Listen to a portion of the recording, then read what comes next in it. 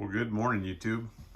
Decided to do the next part of this trailer series I've been covering on this new Momentum 28G. A little different. Instead of doing it at my house, figure I'd do it straight from camp. I thought I'd give you guys a little view of what's out my front window. I mean, the view is just spectacular. Out here doing a little chucker hunting this year. So we got a whole bunch of trailers, stuff like that. But anyway, the big thing y'all been waiting for, well, I guess I was gonna post, is I got rid of that Furrion fridge. Ordered me a brand new Dometic. Couple differences. This one does stick out a little bit where the Furrion sat flush. But I'll tell you why I did it, guys. Right there, if you could see, this keeps 24 hours of data.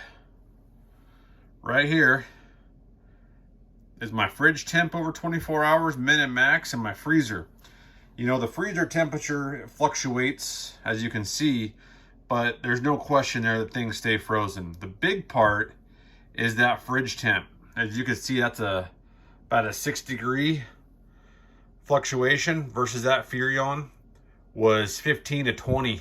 It was awful no matter what setting I had it on, and it drove me nuts. This is a 12 volt only. I believe DMC 4081 is the model number.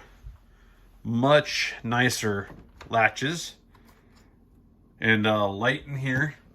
You got a lot better temp controls and adjustments there,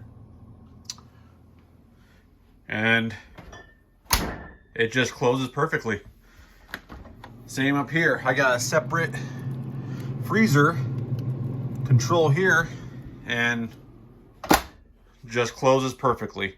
So this was a big deal for me, guys. You know, I'm just picky like that, I guess, but I don't like my fridge fluctuating that much in temperature. I don't think it's good on your food, and I just don't trust it. So that was the big purchase I was waiting to get installed before I did another update. It's just me on this trip. Family stayed back, so I kind of configured the way I like to have it. Left the bunks and the bed and the dinette and stuff up top. And it just gives me a nice open floor plan. So other than that, you know, the trailer's been doing real well. Now that I got all these bugs worked out of it. And I think that's about it as far as an update's concerned. Everything else seems to be running real well. I hate the fact they don't give you a DVD player anymore. I mean, a smart TV is nice, but when you're camping in the woods, there's not exactly a Wi-Fi out here or cell reception, if you know what I mean. But batteries have been doing great. The whole lithium setup has been awesome. We are on day 2, and batteries are at 75%, so that's good. I ran my generator a little bit yesterday just because it was 17 degrees. That was a little chilly, and no sunshine, so my solar couldn't charge. But man, you can run forever on this fuel cell.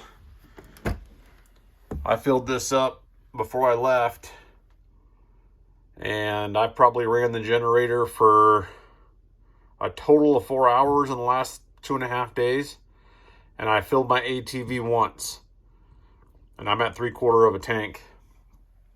And man, if you were just running a generator on that fuel cell, I couldn't venture to guess how long you would go before you had to refuel.